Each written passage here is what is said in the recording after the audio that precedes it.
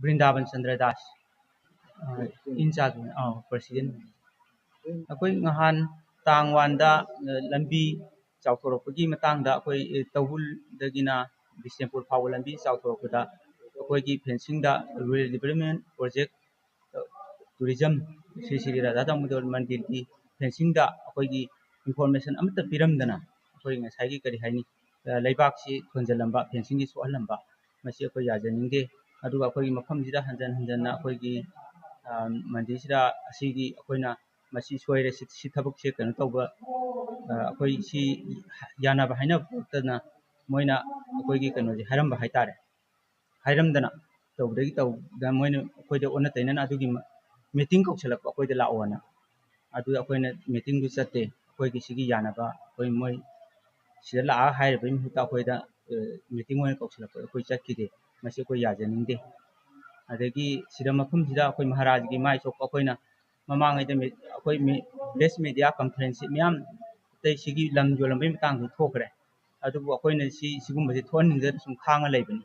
masi sigum basi kya thon ning de akoi haide ya da best media haijarakani adu masi thoiba akoi masi pamde lam akoi gi soiba fencing je masi tawriba order thoiba adagi mari leinaba authority singna masi yengjanbina ba ningsingjari yani akoi na masi ran tawjarakpase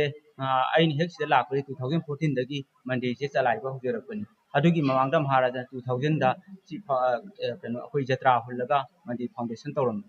adui matungda hujik singkat sagalai se mayamna nungsibidai tawrapang haktani adu akoi sidai sumai sum disturb tawragadi akoina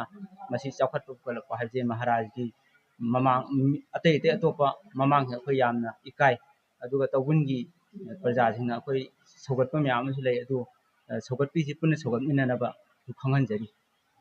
masida natana akoi sidaida mathangda sigumba adagi lam thadona hairakpa lamje thadona haire je koi thame manungda lam thadona onjalaga akoi haire awang thangba thamban thariba jaga se lai gi sijanariba jaga thadona haire masiju akoi ngammoi che jeju hanjanbinaba akoi khanghalli adu masi yaragadi mayamna akoi sogatminadna honaminaba akoi na pami adu sumai sum tawragadi akoi yamna nungaite masi mari lenaba akoi bu nungsijaba kangpuna si punna yengjanbinaba khanghanjari